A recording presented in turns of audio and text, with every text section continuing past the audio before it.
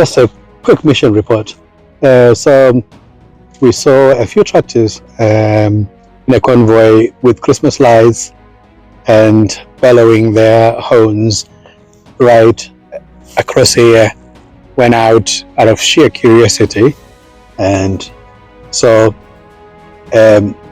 tens, if not even a couple of hundred tractors just passing by. And then I asked for the final destination. They told me it was a local farm, and decided to pray and go there. Sister White talks about improving on every opportunity, and it felt like an opportunity. So we prayed and we went out with a few books, and by the time we got there, they had not gotten there. I think they were doing a run around town, so they were about 30 minutes to about an hour late. They came and we were able to place in some hands some of these precious materials, these silent witnesses, and we are praying that they will go there. And the talking points were really the current things. If you look in Brussels, farmers have been attacking the European Parliament. People are getting angry, and according to Uncle Klaus Schwab, we must prepare for a very angry world. You don't know, their policies are not sustainable and they are not congruent with freedom and justice and equity. So farmers are only realizing this late. But we are not like the world, because God says He will never do a thing unless He tells His servants the prophets. And Peter says we have a more sure word of prophecy. We should do well if we take heed. It is like a light that shineth in a dark place, till the day dawns, till the morning star arises in your heart. What does Peter mean? It means we have got little torches, little fireflies, and each one has got a little one. And as we travel in this dark world, all we need is that little light, and it shines only around us. The whole world may be very dark, but we're safe because we are within the influence of the light. That's why Jesus says, you are the light of the world. And no one lights a candle and put it under the bushel. So this is why we must let our light shine, and our light so shine that the world may see that Christ is the Lord. We are also the salt of the earth. As Jesus is the salt, we are partakers of Him in His glory. So we have the salt of the earth. But if the salt loses its savor, wherewith shall the world be salted? So again, this is why we are mixing and mingling with these people. This lamb, they may not like it, but the mixing of the salt with the lamb makes the whole lamb salted and preserved. So our message is about the preservation of God's people. It is an evacuation message from out of Babylon.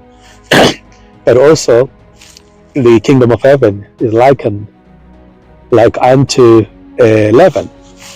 And again, these three symbols are symbols of God's people being in the world but not of the world, but mixing and mingling with the world, not in an ecumenical way, not in a compromising way, not in a pagan worshipping way, but rather mixing to leaven the lamp, to salt the earth, and to give light to the darkness of this world. So I pray that the few books that have been given here may go with God's signature. In fact, just as well, I went to town just to buy one little item, and decided to stand in the middle of the road. And as I was standing there, I had two boxes, a full Great Controversy book and a couple of boxes of the Ministry of Healing. And by the time I came back, which was in a very short space of time, less than 30 minutes, 1 hour, God had sent enough of people earlier on in the afternoon to collect these books. But I'd like to share maybe just one person that I spoke to. This gentleman, his name was Carl. He was saying he's homeless and he was drinking, and he said he was a bit of a drunk, struggling with drink basically. And I gave him the book. He was in tears, and we spoke about a lot of things, but he told me about how he would want God to heal him. And I was reminded of Brother David Paulson and his book, and he came across a drunk who could barely say his name, and he got him to pray. And as we were praying, mid-prayer, I was reminded of what David Paulson did, and immediately I took a break and I managed to get him to pray. He was very coherent. He was probably a high functioning alcoholic. He is homeless, but he wanted to pray, he wants to pray and have a very fruitful voice head. And we prayed, and he was very teary as we were praying, and he prayed and presented his case. And I felt moved to recommend the book. So I'd given him the Great Controversy and the Ministry of Healing, and I told him about what they are about and how the Ministry of Healing would help him on his path to recovery from addiction and even all the other problems that are plaguing him.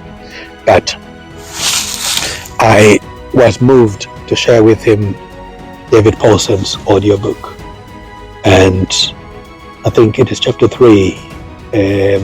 We talked about his mission work in Chicago. That's when he did a lot of the work, chapter 2, chapter 3. But he said exactly what I didn't expect, which is, I would like to hear everything about the book, so I'm not going to skip a chapter, he said. So he went and he said he's going to listen to that book by David Paulson. But such are the opportunities that we are. And what is definitely clear to me is we are living in the closing moments of the earth's history. And as we are told in the Spirit of Prophecy, the final movements will be rapid ones. We are seeing it. Sunday Law movement is live and well in America with the Project 2025, and especially with Turning Point USA, especially after the death of Charlie Kirk, because they've just taken over the agenda and they're making it the platform on which to launch this. So we are seeing, we're living, we're breathing this final movement, and they are very rapid. So it is time for us to use every opportunity to witness about Christ. And our chosen method is the literature. We use other methods too, but the literature, and Sister White says, it constitutes a very large proportion of the closing work. What am I saying? I'm simply saying we are living the loud cry of the third and fourth angel since 1888. And therefore, as we see these movements intensifying, our message is, it's time to finish the work. It is time to give the world, the loud cry of the third and fourth angel. It's time to finish and close this work and close it for good. It's time to make our election sure and be ready and stay ready until Jesus comes. God bless you.